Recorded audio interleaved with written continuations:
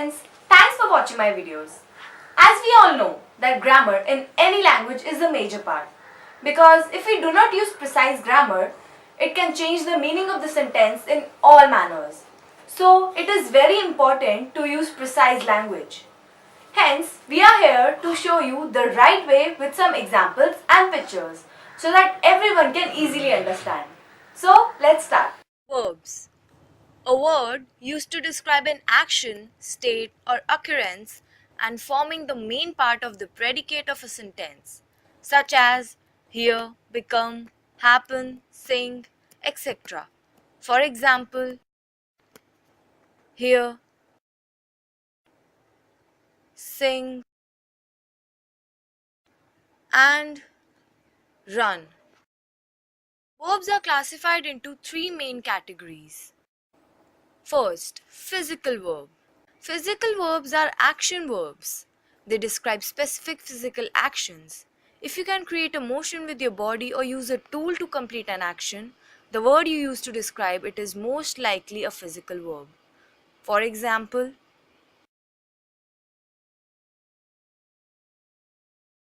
let's run for the peace.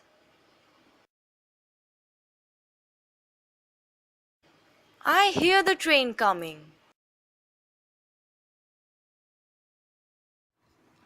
Second, mental verbs. Mental verbs have meanings that are related to concepts such as discovering, understanding, thinking, or planning.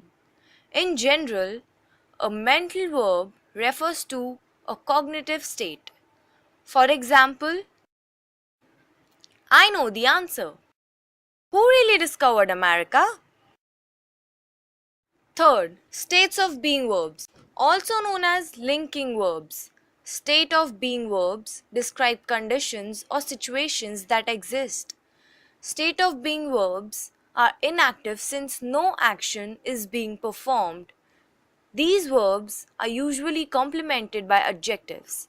For example, I am a student. We are circus performers.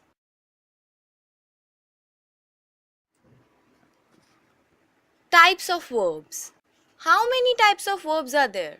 In addition to the main categories of physical verbs, mental verbs, and state of being verbs, there are several other types of verbs that are grouped by function. First, action verb. There are mainly two types, transitive verbs and intransitive verbs. Second, auxiliary verbs and lexical verbs. Third, dynamic verbs and stative verbs. Fourth, finite verbs and non-finite verbs. Fifth, regular verbs and irregular verbs.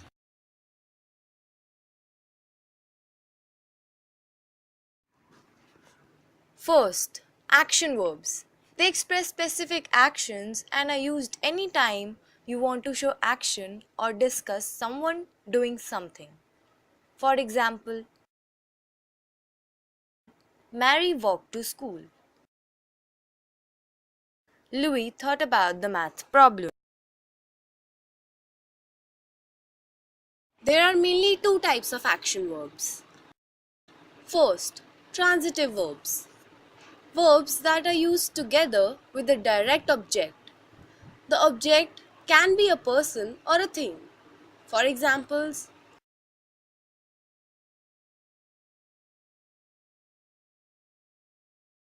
she played the piano.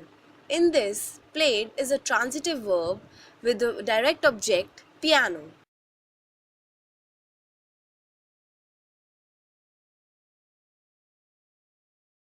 The alarm clock woke Julie at 7 a.m.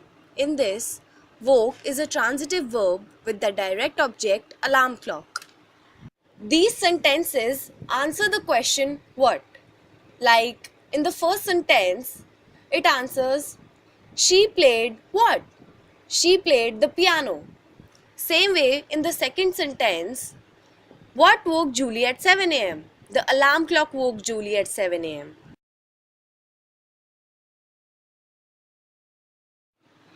Second, intransitive verbs. Verbs that don't have a direct object for their meaning to be communicated. In most cases, they are followed by an adverb, adjective, verb complement, or a preposition. For examples,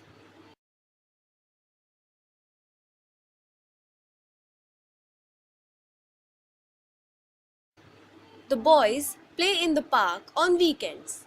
In this sentence, play is an intransitive verb because there is no direct object.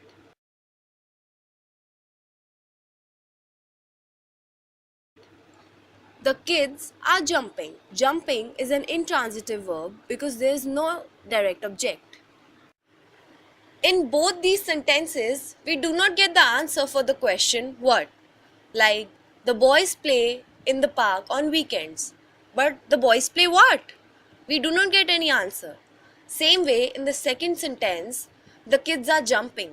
But the kids are jumping what? We do not get any answer. Auxiliary verbs are verbs that come before main verbs in a verb phrase, such as be, shall, may, could, etc. For example,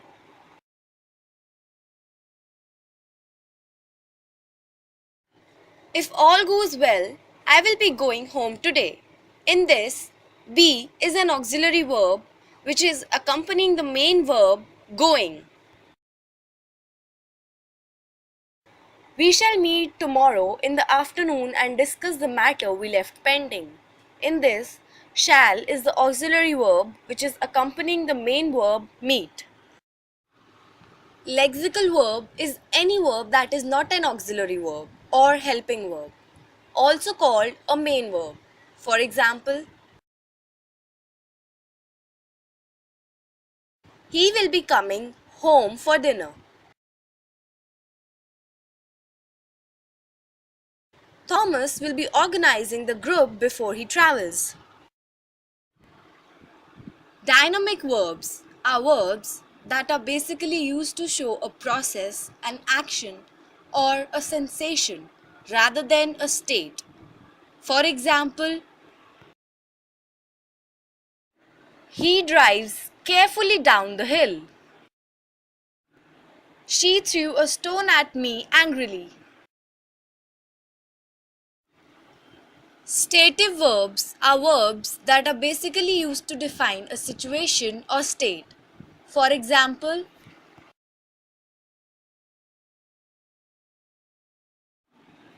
what do you have to say about his behavior nowadays?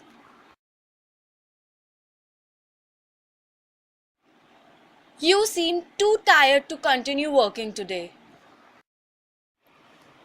Finite verbs are verbs that agree with a given subject in a sentence. It is usually marked for tense. For example, he appears sick. Ronald promised to change his behavior. Non-finite verbs are verbs that have no distinction in different tense. It cannot be used unaccompanied as the main verb in a given question or sentence. For example, you can expand your boundary. In this, expand is a non-finite verb which is accompanied by the verb can. We may leave after 10 p.m. In this, leave is a non-finite verb accompanied by the verb may.